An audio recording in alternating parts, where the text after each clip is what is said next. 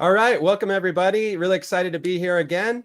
Was 6 weeks ago, we talked about how to master verbal. We'll be talking about now how to master data insights for the new Focus edition. Interestingly, today is actually the launch day for the Focus edition. So if anyone already took it or takes it later, please let us know how it went in the comments. First off, a few announcements. I'm Ben Resnick. I've been a full-time GMAT specialist since 2016. Taken the GMAT 5 times, including a 780 after taking the TTP course, helped me bump it up a bit.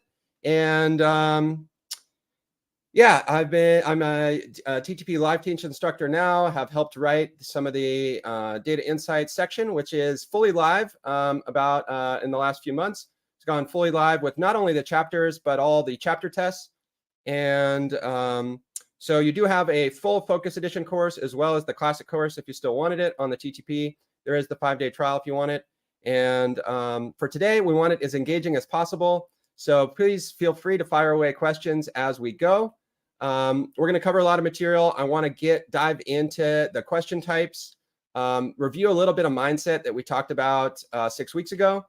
And yeah, just I guess one last announcement is please, as always, like, subscribe, and commenting for our benefit and for yours. If you think about what is your top takeaway from this session, that is something that I do personally when I'm reading. If you can translate into that writing mode at the end and think about what were your top takeaways, that's really awesome. And yeah, put it into action, right? Because it doesn't do anything to just learn, right? We got to take these and make them habits and really train hard. But let's jump in. So I'm going to share screen here. 1 second.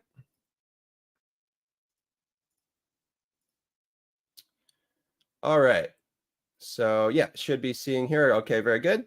So we'll just look at this format real quick. With the new format, you have want to note that data sufficiency is now in the data insights. However, in the course, we do teach it within quant, and we do recommend that because they really do go together, the problem solving and the data sufficiency. We recommend these other 4 question types to do last: the multi-source reasoning, table analysis, graphics interpretation, and 2-part analysis.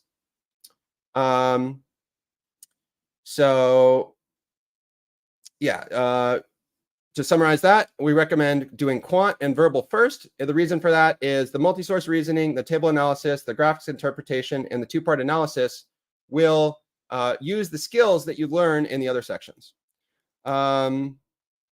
See if I had any other notes here. Focus Edition starts today. Yeah, and so those were my notes there. This was my own research now from 7 practice tests for the Focus Edition. So it is interesting that the multi-source reasoning, usually you'll only get 3 questions, but 2 out of the 7 times we got 6. So it kind of does vary whether you'll get 3 or 6 because they are in usually groups of 3 questions.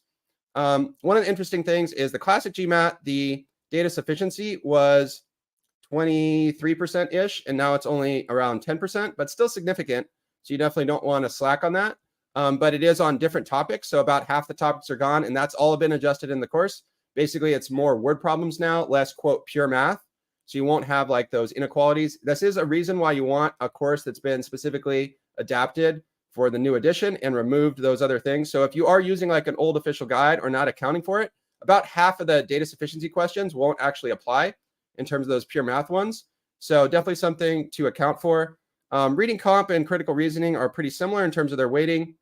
The big difference is no sentence correction. And now these IR questions are going to fill up the gap a lot. And as well as problem solving is a little bit higher. Yeah. All right, and reading comp actually a little bit higher, 3% higher. And reading comp and CR pretty similar in terms of the number of questions that you used to have. So there was actually one practice test where I only had 10 reading comp, but usually it'll be 4 passages. There. All right. Scoring, you have to get used to the new normal. So basically for this, or just adjust your mindset about this, because 700 is now a 645. So equivalent. So just keep that in mind. And a lot of times people worry too much about how the schools will interpret this. I feel they'll be able to interpret a table like this, hopefully at least. I think they'll be able to interpret the table. I think they're smart enough for that. we'll give them credit that they can interpret the table and translate with the percentiles. Sure, there may be some minor differences in how, interpretations that we'll learn more as we go, but I would say don't sweat about that. Just get your score. Think about it in terms of percentile when you're looking at, the competition factor, comparing it to, say, average scores before. Say your top school was one of the top schools, 730. Then you'd be looking at, okay, we need a 675 here. Get in that 96. Look at the percentile, basically. So someone asked specifically, what would a 720 be equal to? So yeah, 720, if we look here, would be equivalent of 665 in this table. Yeah, here. Cool. So now just to review, we did just drop into the chat. There is this, the full presentation, which had a lot of mindset stuff on mastering verbal. We talked about 6 weeks ago. I'm just going to do a really quick review on a few things. And then if you want to see the full thing, I would go back to that other video in the chat. But you do have to work hard. We do have to eliminate that self-talk. And I would, that word eliminate, I mean, you can't totally eliminate, but I would say the meaning of that is more like reframe things, right? So it's about, they talk about this in everything from like, full on therapy to like all the sports psychology. It's all kind of becoming very more mainstream now as good things. But basically we want to reframe, this kind of, I'm going to fail, this tight energy, right? As like, no, I can do this. I made a mistake. I'm going to learn from it. Or I guess to be more specific, a good reframe is like win or learn instead of win or lose. So basically every mistake is a great learning opportunity. It actually will probably sink in a little better, even if it is a mistake. Not that we try to make mistakes, but they really are our best way to learn. We'll talk about that more, about the redo, especially redoing those. And then embracing discomfort, right? I'm reading this Navy SEAL book. That's like their whole thing, is like they embrace it. So some of that stuff can be super motivating. I think I've talked before about David Goggins really inspiring me. So get your motivation, listen to those podcasts and everything. To get even more tactical here, I actually am going to do this real quick with you guys. A couple of these 3 breathwork techniques. But first, just this idea of reframing anxiety as excitement down here. That really helps. Sorry. That just one sec here. Reframing the anxiety as excitement. And then in terms of a few practical mindfulness and breathwork techniques, let's try 3 of them. So physiological sigh, I got this from Huberman Lab. 2 sniffs in through the nose and then really sigh out and feel all the tension release and kind of an ah. So let's everybody just try that real quick.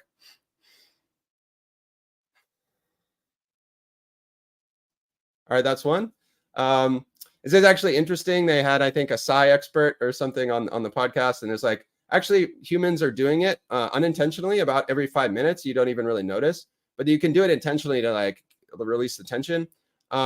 Actually, through all these techniques, I'm doing the belly breathing, so expanding the belly. So let's try that. You can put your hand on your stomach and feel the belly expand. I actually will do this with like my eyes closed during the warm-up period. So like on the test, you'll have like screens to pick your college, like instruction screens. And I'll actually just take all the time I need. Because I believe we'll have to see exactly this newest version, but I believe they were untimed for like the not like certain instruction screens where some of them were timed, some of them weren't. But take that time to kind of like ease in, relax. And then, yeah, the luxury breath. Like, imagine, this one's my favorite. It's kind of funny. It sounds funny, but amazing. The breath is the most amazing, wonderful feeling of relaxation, especially in any tense areas or throughout the whole body. So people tend to hold tension most in the face, jaw, pelvis, neck. So just like letting that all release. All right. So let's try one of those too. Luxury breath. Sometimes I try and feel it in through the nostrils. Awesome. Hope everyone's feeling good after those. You can drag them out a little longer. I was feeling like we need to kind of keep moving on too. But yeah, probably a little slower than I was just doing there, honestly. So, okay, keep your why close. Just think about your why, write your why. Probably a lot of you have heard it. Think about the big picture as well as the skills you're learning on the GMAT itself. And this really pushes you through. We just put in the chat Abdul's story. He had an amazing story where he's really like his why. It was a lot of challenges, and so I recommend those stories. There's a few on the GMAT Club podcast with TTP success stories, probably some other success stories. I've done, I think, 4 or 5 on this channel as well. for TTP ones, and definitely, use those. But at the same time, don't compare to others too much. It is your own story. Bring that grit, bring that, never backing down, commitment, reminding yourself your why. The growth mindset of just, not getting down on yourself, just embrace. There's a huge difference in the studies with Carol Dweck in terms of how people perform when they have that growth mindset versus fixed mindset. I imagine most of you, at least to get to this point, have more of a growth mindset. But if you find yourself getting stuck, it is common for people to like get in a little bit of a rut. They're a little too hard on themselves. Oh, I'm never going to get this. Just like remind yourself, okay, you've learned things before. You can learn things. Other people have learned. Other people can do it, you can do it. And praise your progress. Like celebrate each little mini step. Sure, there might be some ups and downs, but really like look at the big picture. Are you trending and improving? And you will be if you're following a good study program. Naturally, if you practice, of course your skills are going to get better, especially if you're doing what we tell you, what we recommend in terms of good process. With that in mind, like if you just get 1% better each day, then that's 37 times better after a year. So this is the idea of atomic habits. James Clear is really good. Yeah, a little better each day. And like I said, it could be a little bit ups and downs. Don't sweat it too much, but just keep working on that. Say you had a bad test, you take more and you see those things come up. Nice thing with the course, when you have the chapter test, maybe there's like 10 chapter tests or 5 chapter tests for a certain topic and difficulty. And you're 90% and then you're only 70%. Don't get too bummed out. Just try and bounce back, right? And get that trend upwards. We'll also talk about, just when there are those mistakes, right? Learn from them, redo them. Then, not comparing yourself too much to others. You can take inspiration from others, but, you are your own story. Compare yourself to yourself. That's just one like, it's really common, right? That I get in this trap too, even though I'm studying mindset, training mindset, right? Our brains do naturally compare. That's our evolutionary psychology. So don't beat yourself up even more if you're doing it, but just recognize it, right? That awareness is the first step. Strong foundations, really important. Easy and medium matter so much. I did mention in the past, there was like these case studies someone posted on Reddit where they scored a Q49 on the classic version with 1 out of 12 correct on the hards rated on GMAT Club. So that's pretty amazing that they got all the easy medium correct, including some hard mediums, but the 11 of the 12 hardest ones they got wrong, and that was still a Q49. It may be a little bit different on the newer version, but I think it may score a little bit differently. But at the same time, like just keep that in mind that those easy and medium are going to matter the most. Walk before you run. Really get those foundations down. Get that fluency. Think of it like a language, right? We have to learn our basics first. And having a strong foundation. Huge thing is to avoid careless mistakes. So really like make that accuracy your goal, work on the skills, not rushing. At some point you will have to get to game speed, right? And then I still, even if I'm rushing too much, I'll make a mistake. So really just reminding yourself like to find that right balance. Nice thing is with the new version of the test, I hadn't talked about this yet, is you can change up to 3 answers. So, potentially, right, in order to do that at the end, you will need some extra time. So potentially, right, if a question's hard, you're stuck, you guess on it, then you come back to it, as opposed to, using that time management is a new advantage of this new test. Or just you skip it completely if it looks really hard and come back to it. Because 3 questions, you're unlikely to really have that much time to change more than 3. You can also flag them as you go. So if you're like 50-50 on some, you can flag, then come back to it. But in terms of not rushing, like that's a little bit more in terms of as you're prepping, take your time to get those skills up. And a few study process things. This is one of my mantras: review, reflect, redo. This one's really underrated, this redos. Like a lot of times people will just review, think they have it, and they don't go back and redo enough. So in the course, I really recommend the custom tests. If a lot of times people aren't using that, but when I do the interviews, a lot of times those people that are really the best success stories are really taking advantage of that. This reflect step, you really want to think about what is the habit, like we talked about, that I can change to improve improve next time to get it either faster or not make a mistake. So flashcards are going to really help. Spaced repetition will really help. And, using your analytics, but going back and doing those redos. A few more things I'll just show you on this is you can track your errors. It helps you know what to address. And this is what it will look like in the course. So you have the error tracker there.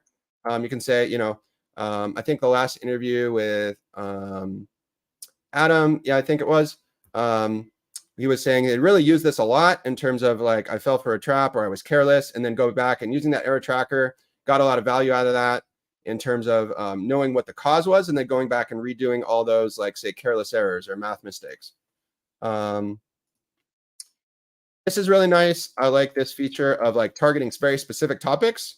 So if you notice you're weaker on a certain thing, it'll track your stats. So you're weaker on a very specific thing, like % less than. You go back and do all those. You can hyper target and then really get good at that specific very, very subtopic, right? So there's going to be a lot of these, and being able to break them down and really fix where you're weak on a specific, very, very specific thing is going to help you a lot. And then flashcards, really underrated. There is a ton of research on this that like it is the most effective thing. One of the most effective things is to really build that fluency. There's all these studies that people prefer rereading, and that's not very effective at all because it needs to come out of your brain, not just into your brain. So really encourage everyone to make their own flashcards as well as doing the ones in the course or whichever one of the ones you are using. But flashcard a lot, and really quiz yourself as a mantra, like as a standard operating procedure, is be quizzing yourself constantly. That's why I also encourage, like, even if you're more advanced, doing some of the easier tests for speed and really getting that fluency of trying to, work on both like a long streak. So for me, I'm pretty advanced, like trying to hit like a streak at a very high speed relative to like what I call the par time, say the average time. So say I'm really advanced, maybe I want to get half of the par time, the average time, and 100% accuracy on 50 in a row or something, right? And that could actually still be quite challenging, right? To hit that level of like a speed drill. A math teacher actually like got our a long time ago, like by doing these speed drills was like incredibly effective at getting us like up to speed on competitions. So that was really cool. Global review, just a reminder. So look for your every week, set a time aside for it, really be disciplined about like setting the time aside. Look through your review log. What patterns do you notice? Redoing old problems. Seeing if you're using a better strategy now, adapting that habit, using that flashcards, and testing your recognition. So next we'll jump into the meat of this, the different question types, and getting a really specific overview on some of the top tactics for each thing. So we'll start with graphics interpretation. So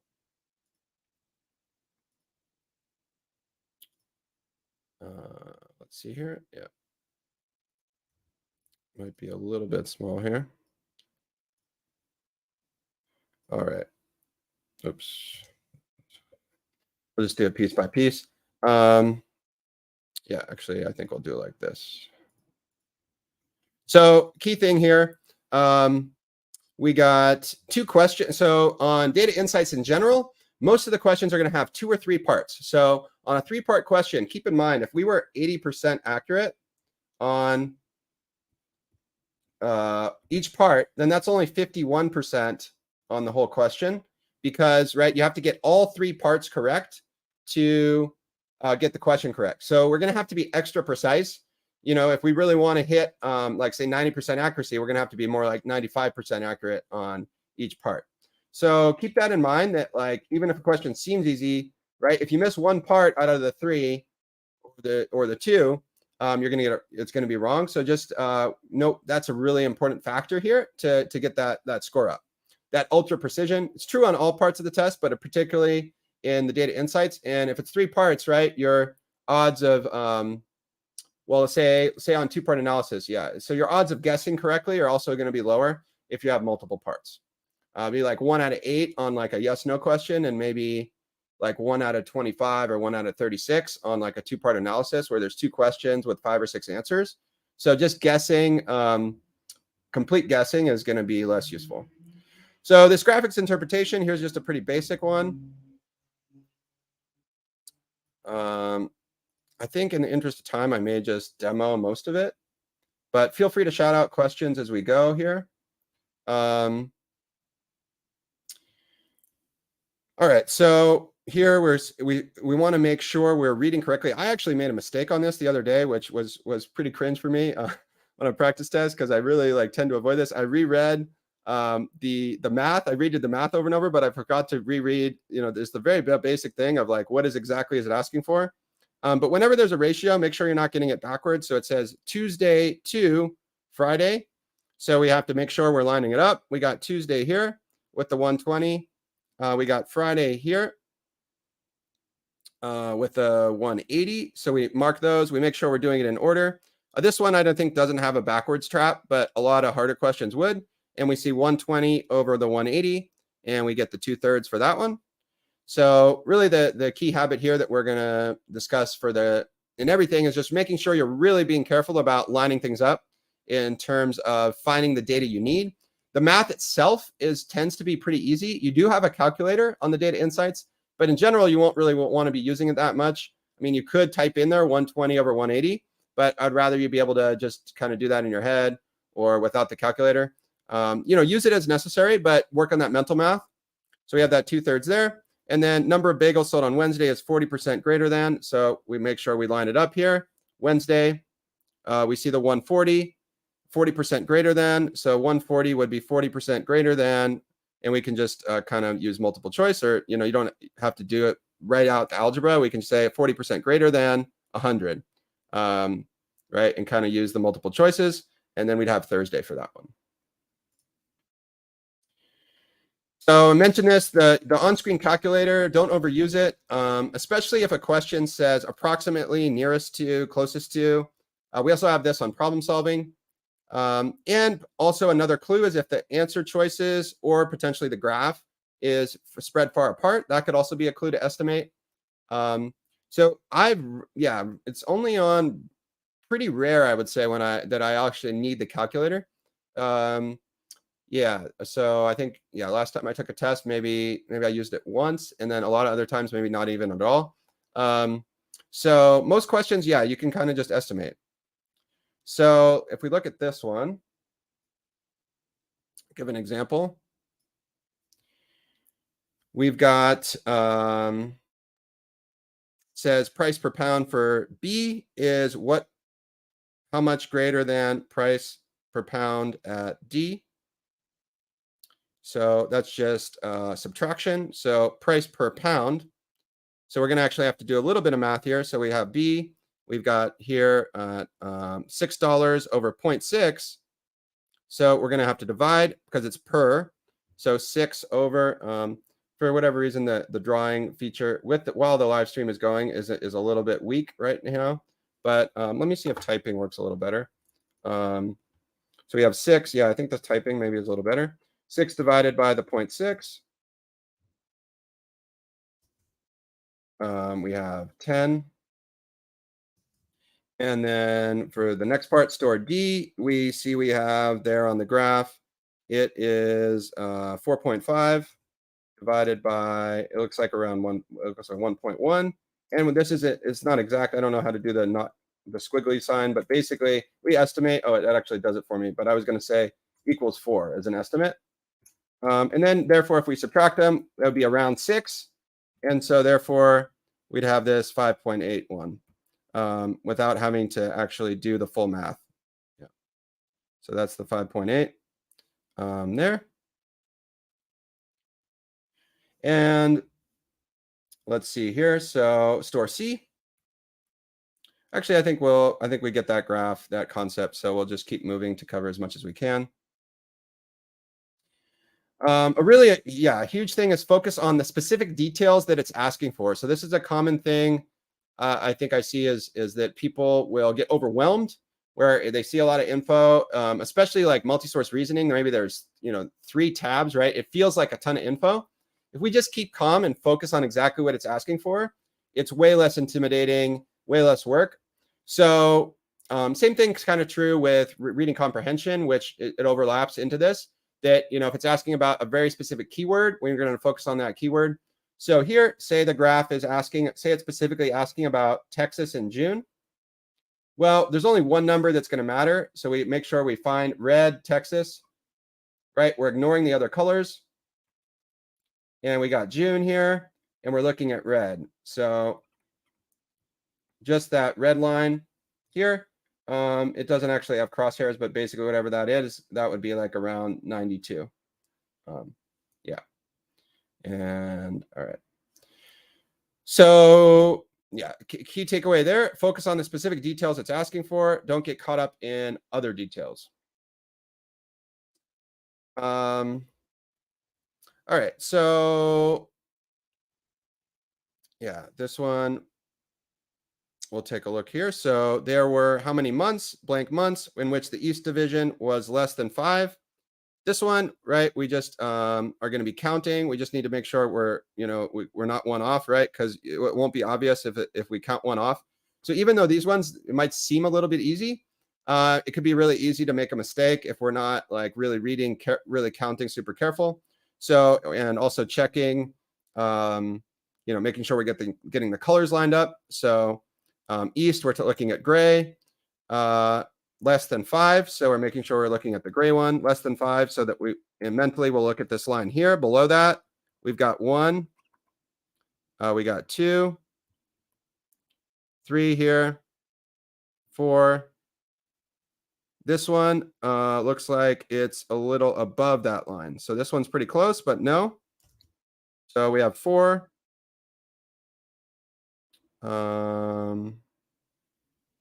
And actually there was one here, so I don't want to miss that one. That was the one. Yep. Not just the angles, but the 1, 2, 3, 4, 5, and 6 here. So yeah. So some even simple things like this, right? Just be careful about that we're not missing anything. Double check it as you go. And that one would be 6. We'll keep moving here so we can cover everything. So the legend, so I was thinking about what are the most important things. I mean, really anywhere, we could be mixing something up, but probably the legend and what it's asking for are the most important things to be double checking because like I was saying, it would be easy to mix up the color, mix up the shape of what it's asking for and mix up what it's asking for. So I talked earlier about ratio of X to Y, mixing it up with Y to Z, or reading comp, it's asking about Joe's opinion versus Mary's opinion, right? Really double checking anything that could be mixed up. And so here is just kind of showing, all the different things you have. You have access titles, you've got units. So yeah, we do have to be careful about all this, but especially the legend, because say it's asking about upper body strength, we really need to, key in on the red. And then also, yeah, I mean, these maybe it says in the 4th quarter. So it's all really important to just key in on the red info. So here's another one for estimation. And then maybe we'll move on after this to tables. But looking at this one, 100,000 miles from Earth, it's saying how many minutes after launch. So let's see what the answer options are here real quick. That note at the top was just saying if the graph is spread out, that could also be another clue that we can estimate, as well as if the answers are spread out.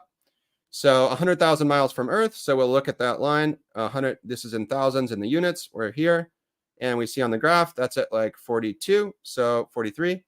So we just go right there. This final one this one on the right, we potentially have potentially a trap here if you're just only reading the graph, because it says average speed. So this is time versus distance. So we do have to convert it to speed for this one. So it is not just, there's one more step after reading the graph. So the first hour and a half, that's 90 minutes. We do have to convert that. We see here, we got 400 and something. That trap answer would be this here, but it says speed. So we do have to divide by the time, and then we can estimate here, and we'll get the 285. Yeah, so there's a comment here. The problem is not the question, but it takes a lot of time to understand and solve them. For a particular set, we get 2 questions. Hence, for every 2 questions, I need to read a new DI set. How to manage time. Yeah, so most of them are just going to actually be right, one full question that has multiple. These ones, right, have 2 parts for one question, and you could average around 2.5 minutes on these. These should be doable probably, like, as you get more fluent in reading the graphs and doing the basic arithmetic. A lot of the graphics and tables ones are going to probably be more doable on average in a reasonable time than, for most people, the multi-source reasoning and the 2-part analysis do take a little bit longer on average, but it really does vary a lot question to question. I would say it's a matter of practice. So if it is taking longer at first, right, you need to get more fluent till this is like the back of your hand, like reading a graph. And also just keep in mind that like 230 is more of an average, right? So, if you're 1 minute on some, I will actually do this on an actual test, right? Maybe it's not what you don't really generally want to be like up at 5 minutes, but if you are 1 minute on some, then you do have the room to be like 5 minutes on another question. So just keep that in mind, is that the par time basically will vary. There it's like a golf course. Maybe par time is 3 on one hole and 5 on another. And so it will vary question to question. So you can bake time on the easier ones. And then, if you have something that's more confusing, super unusual graph, then, maybe it takes a little more time to understand it. But then, as you're expanding your zone of competency, more and more things are going to fall into that. It feels easy. So that's what we talk about in the course of, like, don't rush it at first, take the time to figure it out. And then as you get more of that practice, it will naturally get faster and faster. Just like, we would think it's obvious that with a language, you get faster as you get fluent. It's basically the same thing with this. Yeah. Average speed. Yeah. So I didn't, average speed, we basically need to divide by the number of hours. So it says miles per hour. So we would take that like 425 value, 425,000, and we're going to divide by the 1.5. But I would just estimate, and that's how I got the 285, because it's the only one that's kind of in the ballpark. Yeah. Is that okay? So it was basically miles, totally miles divided by hours equals miles per hour. Did that help in the chat? You can let me know.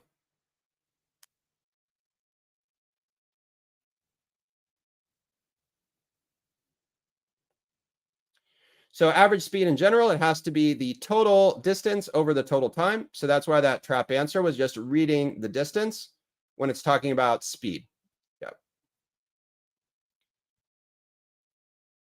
Cool. So let's move on to, well, just just really quickly. Basically, I kind of covered this, but just you want to be making sure that you're lining up everything based on the legend, state, largest city, largest country, largest city, based on colors, based on shapes. Here are the different shapes, different colors. I'm glad that helped. So yeah, that's the biggest thing. And then the course goes into more detail, all the different types of graphs and things you'll see. So yeah, I do recommend, obviously, the detail in the course of getting fluent on all the different types of graphs, because one of the questions was, how do we get fast? Well, just not being like the biggest thing that I was saying was where it would, for even me, it's going to take 5 minutes if it's something I've completely never seen before, which is quite rare. But like there was one on one of the practice tests that was just funny, really kind of super unusual multi-source reasoning chart that I misread. It was misreading and misinterpreting. So if you've covered the kind of the lowest hanging fruit and then the medium hanging fruit and even maybe a little bit of the higher hanging fruit, right, in the course, by seeing all the different common types of graphs, maybe there's super rarely something you haven't seen, but mostly you've seen it. So that helps a lot. Yeah, for the course, it's just, someone asked about the course. It's just basically the one price and it includes everything. Yeah, it's not just practice tests. All right, let's look at table analysis. So again, very similar. A lot of the things we talk about recur. Focus on exactly what we need. My personal term that I use in reading comprehension is I call it sniping, like finding the keywords in the question and really targeting them. So we can do a similar thing here, but it's more for data. So if it's asking for the maximum for this category, we're going to find that. A huge thing is sorting the table. So if once we've sorted the table, it makes this is probably the easiest of the four, I'd say, for most people, because once you get it down, there's not that many, there's less variety, and that's what can often slow people down and confuse you. Because it's sorting, they're just tables, right? They're not like, there's not that much variety in them. Some variety, but the key thing here is it's going to be 3-part questions. So we really need that really high level of accuracy. And yeah, some will require multiple lines of the table. Some of them won't. It's pretty common. You might only just need to sort it once and then get the answer from that for that part of the question, or we might have to sort multiple times. But really making sure we're getting it for the data from the right place. That's the current theme, the theme that comes up over and over, from the correct column. So let's look at a few examples. So it says mammal with the longest average lifespan. So then we're just ranking them by average lifespan. And we see the elephant here. So that's not too bad. Once we've ranked them. All right, so let's try like a full problem, show you how this pans out here. All right, so let's look at that. So I've sorted it already, but you would have to sort yourself here. But so to show this, it's based on the keywords. If the 5 complexes with the highest resident satisfaction, right? So this isn't interactive on the screen here, but I've set this. I've already sorted by resident satisfaction. Okay, so we have this in order. 5 with the highest. So we're looking at these 5. Every rental company will be represented. All right. So let's see. We have. It says there's 3 of them. So we need to see if there's 3. We have Yarrow, we have Zenith, and we have Xavier. So X, Y, and Z. There is all 3. So we would put yes for that one. Then we move on to the next question, and we're going to sort again. So as you're doing this at home, actually, you can think. Feel free to pause, by the way, if you are watching this later, and try the questions on your own, and then see my explanation. That you probably will learn more that way. Or even if you're live, you can be thinking about it before I explain it and see if you have an idea of the answer. So here, right, it says highest average square footage. Okay, so think about that. What we're going to want to do, we're going to want to sort here. So on this next slide, now we're sorted by average square footage. Now we're looking at those 5. And this is a realistic, question, right? It doesn't seem that hard, but it's pretty common that you have something of like this might in the course be considered relatively easy, but they're often like feel like this on the actual test too, where it's just each step you just systematic. 5 complexes with the highest average score. All right, so this is the 5 here. It says 1 will be excluded. So here we have Z and Y only, it looks like. Yep. So there is 1 excluded. We have no Xaviers. So 1 is excluded. So we have yes for that one as well. All right. And then let's do the final one. Now it's asking about highest rent and lowest rent. So we're going to sort by that. So we've sorted here by average rent. We're looking at the 3 highest and 2 lowest. So these ones, Z and Y, and this is X and Y. So actually this one's no, because it does include all 3. None are excluded. We have all 3. So just really making sure we're really careful on each part is going to be our key. So this is an important one, is you can sort by one thing, by one column, and then be looking at the other. Yeah, actually, let's double check, because maybe I made a mistake. Thank you. So on the very first question. No on the first one. Highest resident satisfaction.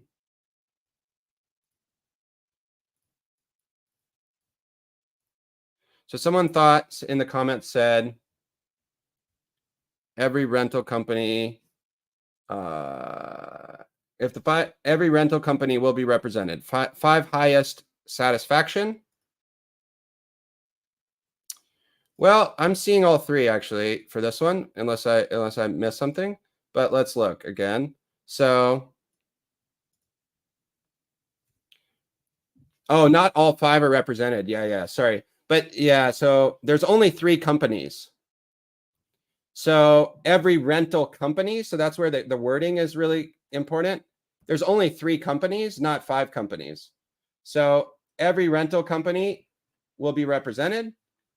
We looked up here that we saw there were three of them, or we could have looked in here and actually saw, but usually it'll tell us, often tell us a number here that makes it easier. We see there's three of them, and three of them, there's the top five resident satisfaction were here, and we have Yarrow here, we have Zenith, and we have Xavier.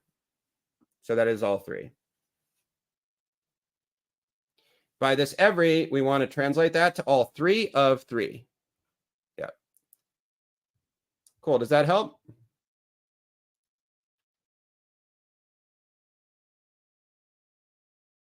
All right. So next topic is sorting one column so we can find the data in another column. So let's look at this. So basically,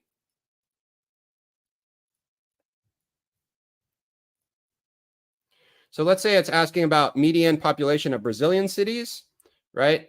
We're going to sort it by the Brazilian. So, and it's asking the median population of them.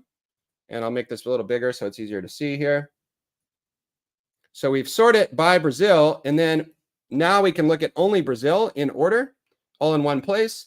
We have all the Brazil, and then we can look at these three numbers and find the median, which here it's going to be, the median is going to be the 6 million because the 2 is lower and the 10 is higher.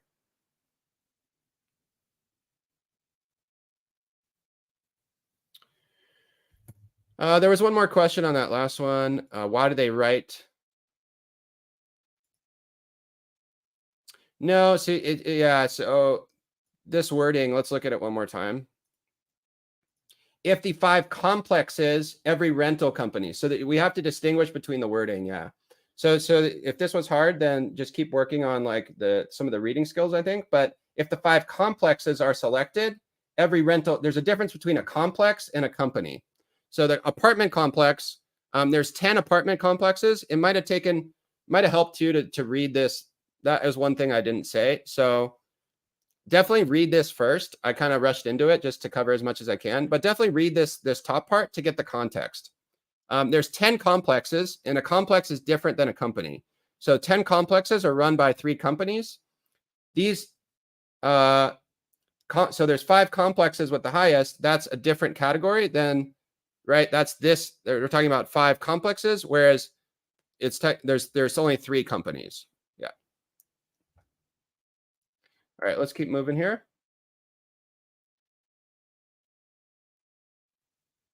We're actually, down to 17 minutes. So maybe that's the most important things, I think, for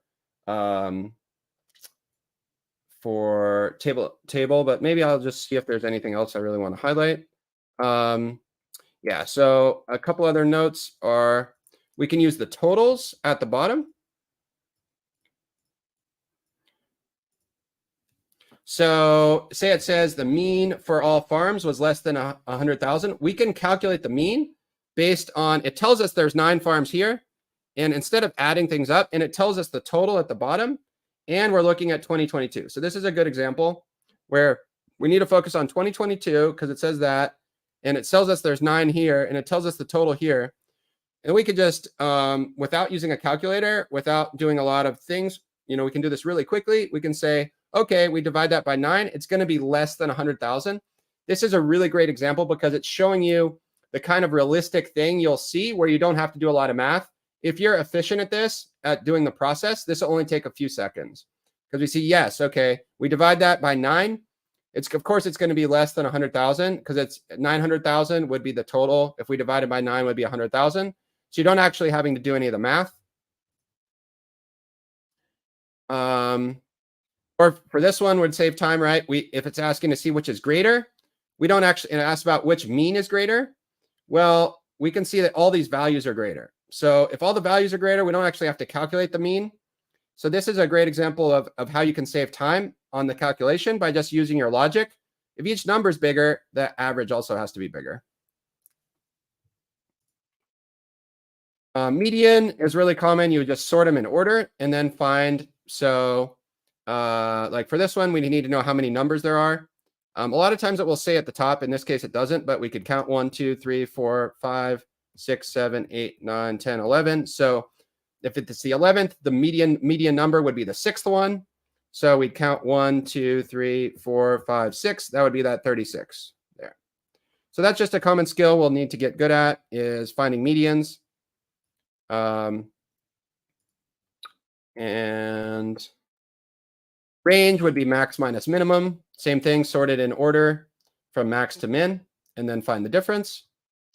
And now let's look at two-part analysis. So the course divides it into basically two sections. There's 2 or 3 sections, depending on how we look at it. Yeah, there was mainly 2 sections, but there's quant, there's verbal, and then there's logic, which is a little slightly different. It's like a little bit more of a logic puzzle, like ordering things, order-based logic, which we would consider within verbal, but it's a little bit different. So we'll just do a quick overview on a couple of these things. So 3 main formats. So you have standard, complete the statement, and complete the passage. And really, we're using a lot of for this verbal ones, critical reasoning and reading comp skills. So this one is very similar to critical reasoning, as you might imagine. It's to strengthen and weaken. You have a passage, and you need basically 2 answers. We need both a strengthener and a weakener. So you do have to be extra precise, right? Because like I said, that will bring down your accuracy. If you only got, if you're only, say 80% correct, that translates to, well, not 51 in this case, but that would be 64% for 2 answers if you're 80% on each one. So really driving that accuracy up is going to be important.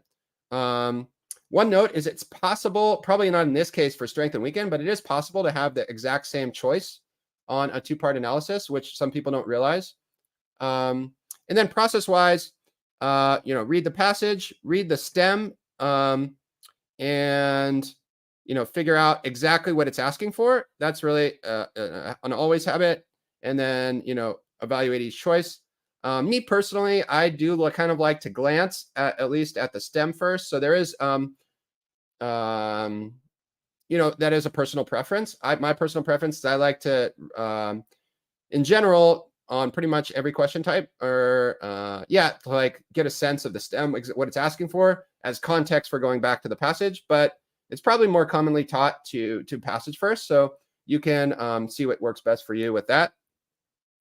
We're not actually going to do this one because we're a little low on time here, but this one's, something you've seen similar to critical reasoning, strength and weaken. These are a little bit different where you're filling in the blanks.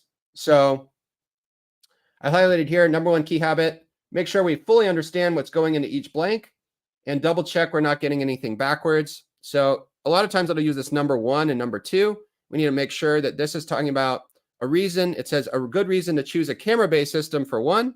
So this part we can do kind of one by one. Another note for these is potentially that 2 answers are intertwined, where it's like X would cause Y, or the ratio between this and this. And it could be a relationship between the 2 answers. In this case, they're more separate. Like, so first answer is if camera-based system is the highest priority, and choose lighter if 2 is the highest priority. So it can vary in terms of how much the answer choices are related. This one, we're filling in the blanks. So I'll just really quickly go through this one. So basically, something being a high priority, a reason to choose it, basically translating to, in other words, it's a strength of that. So let's go back. Where does it say about the camera-based system? Camera-based systems are less expensive, and they're better at reading signs. Well, less expensive, we see right away. So that's going to, maybe it'll have a different word, affordability. So that's good. sorry, the drawing tool is a little weird with the streaming here. Here, and so we have affordability and the LiDAR. LiDAR, if it's choose LiDAR if 2 is the highest priority. So we're looking for an advantage of LiDAR. We see here it's detailed 3D mapping, well in different lighting, and it's but costly. Okay, so that was a downside. So we got that part earlier. Correct. And then the camera-based system, it's worse at night, low light conditions at night. All right, so for the LiDAR, it's better in different lighting, whereas the camera-based isn't good at low light conditions at night. So therefore, performance at any hour would fit for that, for 2. Cool. This one, yeah, we might be a little low on time to fully cover, but basically this idea of structural markers is really helpful. So we talk more about this in the reading comp course, but one of this term I came up with for reading comp and helping to write the reading comp course is this idea of, I call it a look above marker. So this result suggests that. So this sentence starts with this result, which is referring to something above.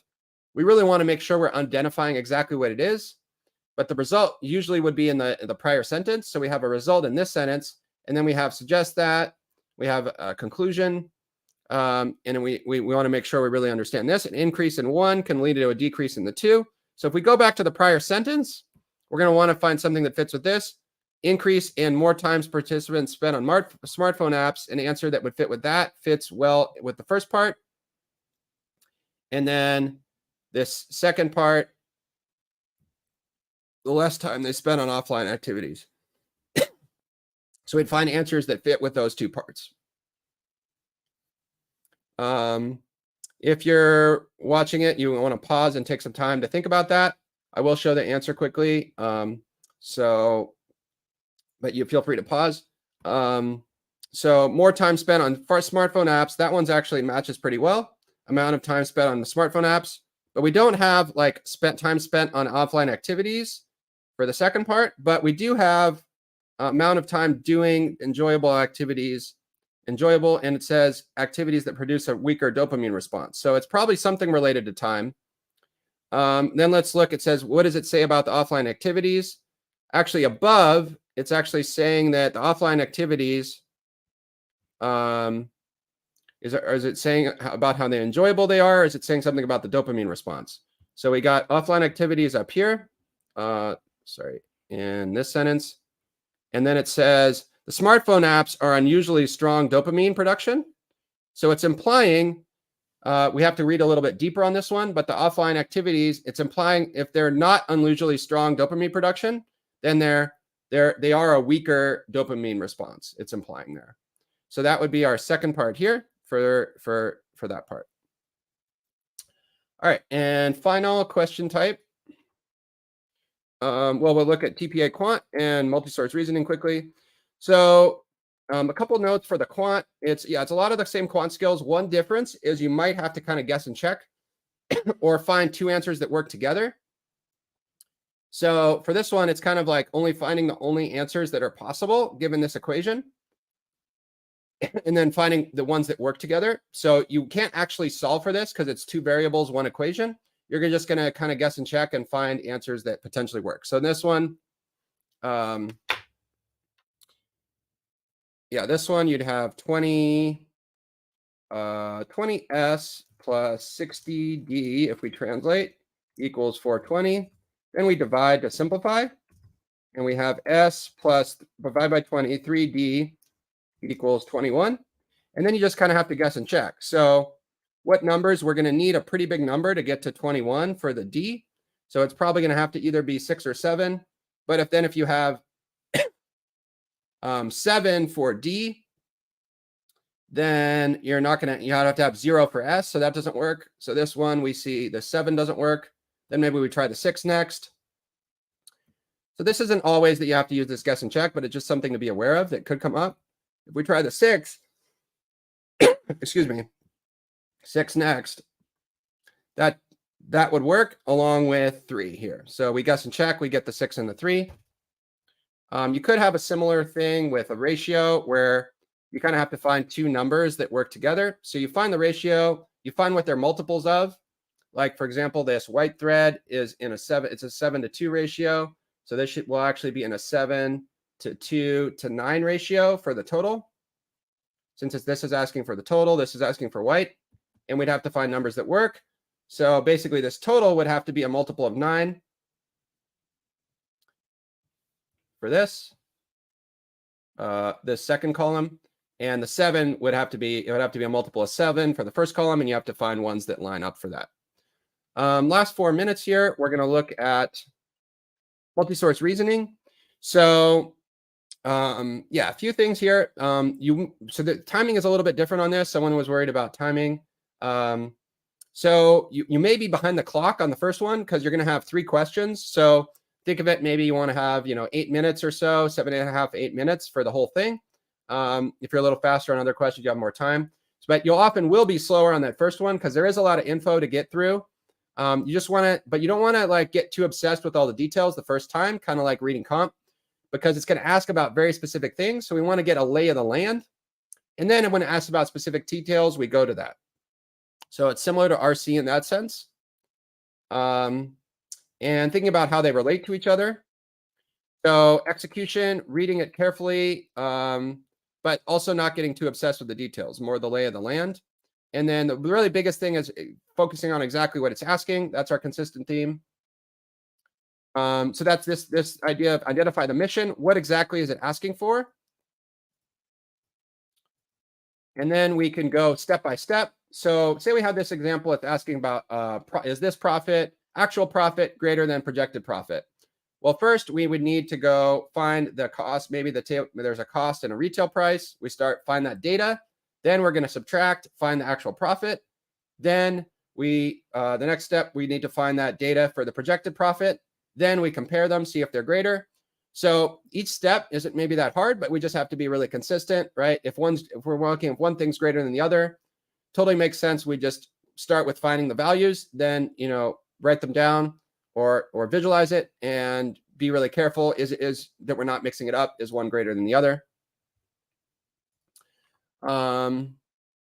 Make sure we're finding the right details and all the details. And it may be helpful to write down some notes as you go on the numbers. But big thing is, yeah, making sure again we have things straight on what info do we need. Same thing as it's a lot of the same skills in the graphics interpretation, right? Finding the exact right parts of the table. There's tables are really common, graphs, and the math is minimal, but it's really about finding the details. One other thing that's really important is make sure we're not misreading the stem. So a lot of people will get trapped on something like this, where it's yes if explicitly mentioned, but not in the table. So it has to be both of those conditions for yes. Or for this one, would Maria and Naomi, but not John, rank the company last or tied for last? So we have to make sure we're getting all those things. Just to give you a few before we run examples of what things would look like. There'll generally be 1 or 2 tabs, so you could have a passage. Yeah, I think that average passage, maybe total word count is I think in the 200s, so not insignificant. Between everything around 200-ish, I would say. And then it's pretty common to have a table or a graph or some kind of diagram. Then you have about 2/3 of the questions will be these like yes, no type things, or inferable, not inferable. And then maybe 1 out of 3 on average will be like more of a question like this where there's just one answer. So I'll just go through a few things to show you what they look like. Right here you have 2 tables.